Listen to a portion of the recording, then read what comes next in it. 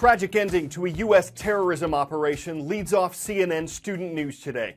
An American named Warren Weinstein and an Italian named Giovanni Loporto had been held hostage for years by the Al-Qaeda terrorist group.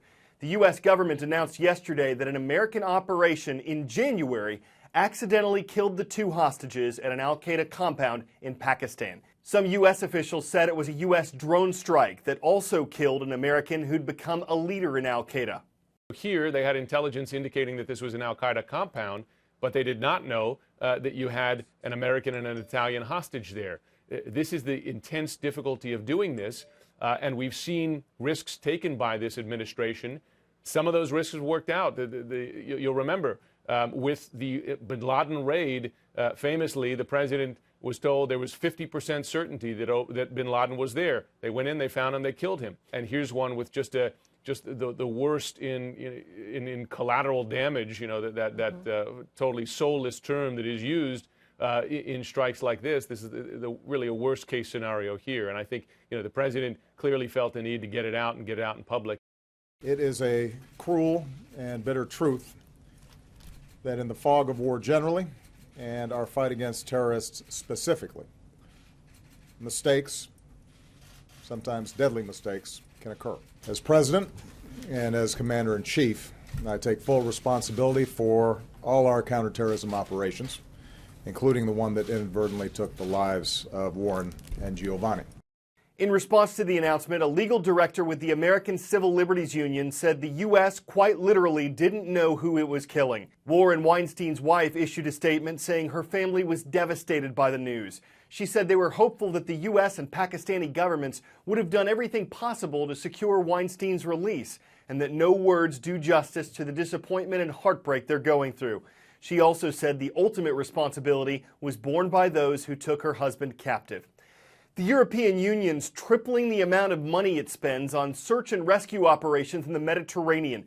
There's a crisis there involving migrants trying to find asylum, refuge in a stable European country. They're set afloat on often rickety or overloaded boats. The BBC reports that this year alone, more than 35,000 people are believed to have traveled from Africa to Europe. More than 1,700 of them have died while trying. So where are these people coming from? Well, a lot of these migrants are coming from failed states, countries that simply are under nobody's control, where there's failed government, where there's rampant corruption. A lot of these people are coming also from parts of the world that are increasingly falling under the control of radical Islamist factions, places like Syria, Nigeria, Mali, and a lot of people as well are simply fleeing from countries where there is absolute rampant poverty. Why are they trying to get to Europe? The answer there really is quite simple. The European Union is, for these migrants, the promised land. What about the people who are bringing them here? It is very much a question of supply and demand. On the one hand, migrants desperate to make their way to Europe, and on the other hand, a number of unscrupulous characters ready to make a fast buck of trying to shuttle them from point A to point B. A lot of the migrants right now are being funneled towards Libya, another failed state. And then when the migrants arrive, they're charging them thousands of dollars to put them in rust bucket vessels and set them afloat in the Mediterranean. And that is a business to the human traffickers that is worth millions of dollars. The U.S. Senate has given advice and consent. Yesterday, it voted 56-43 to confirm President Obama's nominee for Attorney General. Her name is Loretta Lynch. She's the first female African-American Attorney General in U.S. history. She replaces Eric Holder as the country's top legal officer.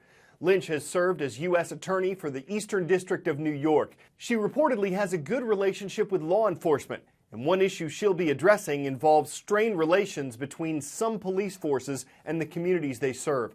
Criminal justice reform and terrorism are other challenges for Attorney General Lynch. Gray water treatment is how some Californians are dealing with their state's historic drought. A new system can add thousands to the cost of a new home, but what it does is take the water from sinks, showers, or washing machines, it filters it, and then it recycles it to water a lawn. It's one creative solution as parts of California get more and more parched. In an average year, our snow depth at this location this time of year would be around 5.5 feet. Okay, so I'm 5'5", so basically my height. Your height. This is where we should be. That's correct. We are high up in the Sierra Nevada mountains where you'll find one of California's greatest resources. This is the snowpack. The snowpack is basically nature's version of water storage in the form of snow, since the state gets most of its precipitation in the winter. Then from April through July, those warmer temperatures cause the snow to melt and run off and replenishes the Golden State's reservoirs before the typically dry summer and fall. The problem is California is in the midst of a historic multi-year drought. This is by far the lowest snowpack on record. You know, it provides somewhere upwards of a third to two-thirds of the water supply that we depend upon. I'm standing at the eastern gateway to Yosemite. This is the Tioga Pass, and as you can see, we're almost 10,000 feet up. And at this time of the year in 2011, both of these buildings were completely covered in snow. You can see right now, it's not anywhere near that. This is what we would use to measure the depth of the snow and then more importantly, the water content. This is last year's measurement. This yellow tape. Yellow tape. The black is the 1977 measurement that generally was the lowest on record before this year. And at the very bottom is this year's measurement. This year's measurement is almost nothing. That's like about 4 inches. And you're right, it is virtually nothing. We've had a longer drought than this in California. We have. In general, they've lasted 5 years. But this one is very severe because of such an abnormally low snowpack.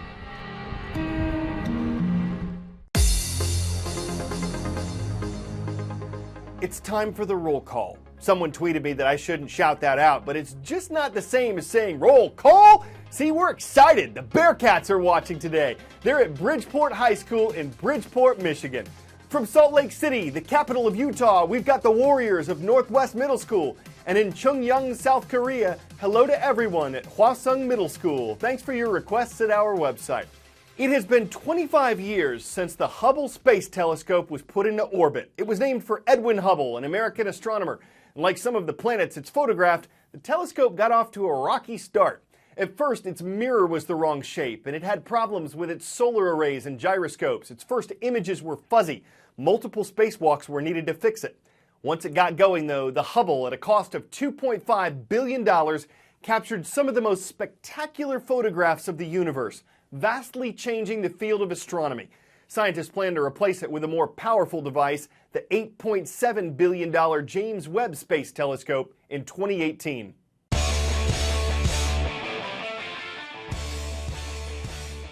There's Frogger, Michigan J. Frog, the celebrated jumping frog of Calaveras County. But arguably the most famous frog is Kermit.